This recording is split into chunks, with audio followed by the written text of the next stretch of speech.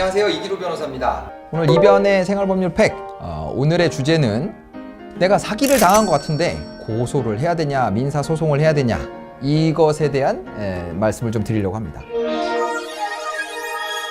주로 저한테 이제 물어보시는 지인들은 이제 누구한테 돈을 빌려줬는데 아무래도 사기를 당한 것 같다, 언제 갚기로 했는데 차일피일 미루고 이제 연락도 받지 않는다, 뭐 이러면서 이제 사기로 고소를 하는 게 맞느냐, 아니면 뭐 민사소송을 해야 되느냐, 뭐 이런 걸 자주 물어보시더라고요.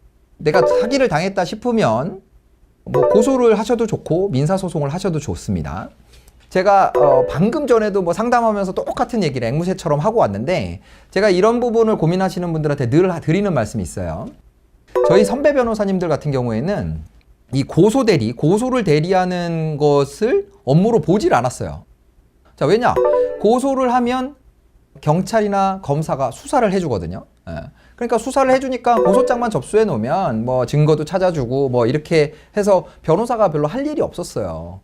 근데 요즘은 이제 고소 사건이 워낙에 많아지다 보니까, 그리고 이제 그 고소가 어떻게 보면은 뭐 사람을 괴롭히기 위한 부당한 것인 경우도 많고, 그래서 고소인의 얘기만 듣고 무작정 막 이렇게 수사를 해주지 않습니다. 고소 사건에 한해서는 경찰이나 검찰에서 하는 역할이 수사기관의 역할이라기보다는 어떤 판단자의 역할을 하는 경향이 있어요.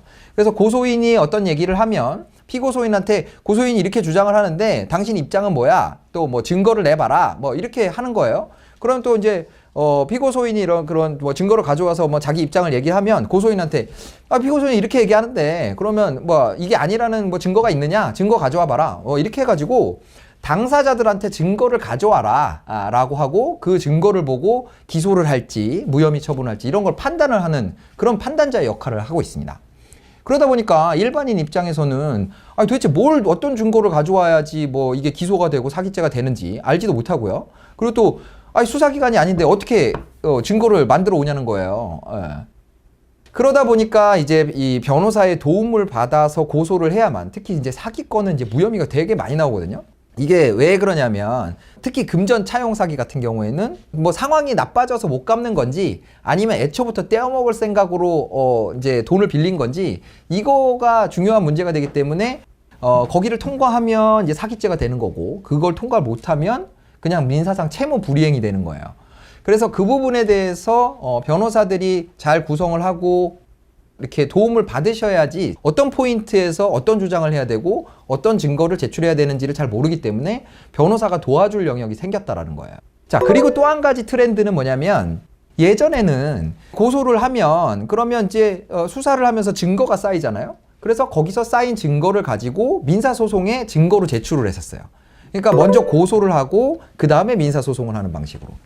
근데 말씀드린 것처럼 지금은 그 수사기관에서 증거를 만들어주지 않고 당사자들이 직접 증거를 만들어야 되기 때문에 그걸 할 수 있는 유일한 방법은 민사소송을 제기하는 거예요. 민사소송을 진행을 하면 그러면 법원을 통해서 상대방의 금융정보, 계좌의 거래 내역이라든가 이런 걸 볼 수가 있다는 거죠. 그래서 그걸 통해서 민사소송을 통해서 확보한 증거를 가지고 고소사건에서 이런 증거가 있으니까 이건 사기가 맞습니다. 이렇게 이제 사건을 진행하게 되는 거예요. 그래서 많은 분들이 이제 이거를 뭐 민사냐 형사냐 뭐 사기냐 뭐 고소를 해야 되냐 뭐 이렇게 생각을 하시는데, 제가 추천드리는 방법은 그렇습니다. 조금 비용이 더 들더라도 일단 민사소송과 고소사건을 같이 진행을 하셔야 돼요. 그러면 이제 민사소송을 하면서 법원을 통해서 뭐 문서 제출 명령이라든가 금융거래 정보 제출 명령 뭐 이런 것들을 신청을 해서 상대방의 계좌 내역 같은 것들을 찾아오고요. 그걸 토대로 증거를 대서 고소사건에서 사기 혐의를 입증시키는 거죠.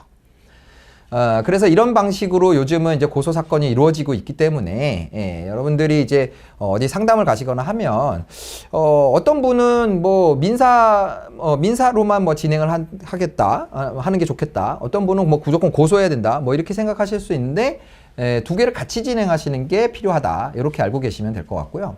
그리고 이제 민사로만 할 수 없는 이유가 있어요. 보통 이제 돈을 빌려가고 돈을 갚지 않는 사람들은 이미 재정 상태가 이제 완전 파탄이 나는 경우가 많습니다. 뭐 심지어는 뭐 회생 신청한다, 뭐 개인 파산하겠다, 뭐 이런 식으로 되려 협박을 하는 그런 사람들도 있거든요. 그렇기 때문에 근데 그런 사람들이 보면은 자기 재정 상태를 잘 알기 때문에 완전히 망가지기 전에 재산을 빼돌려 놓는 경우가 많아요. 근데 민사소송으로 판결문을 받아가지고는 그 사람 명의로 돼 있는 재산을 집행하는 것 말고는 할 수 있는 게 없거든요. 그러다 보니까 바로 형사사건이 필요한 거죠. 사기죄로 입건이 돼서 기소가 되면 그러면 그 사기 피해 금액을 회복하지 못하면 징역형의 실형을 살 가능성이 매우 높거든요. 그러다 보니까 이제 본인 명의로 돼 있는 재산은 다 빼돌려 놓고 그리고 그런데도 막 이렇게 막 좋은 차 타고 다니면서 돈 없어 이러는 사람들이 많아요. 상담을 해보면.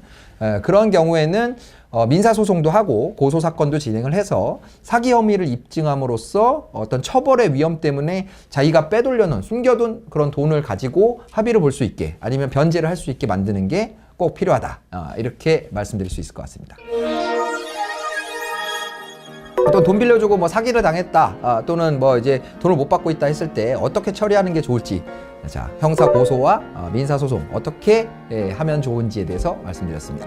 다음 시간에도 다른 유용한 생활 법률 정보로 찾아뵙도록 하겠습니다. 이기료 변호사였습니다. 감사합니다.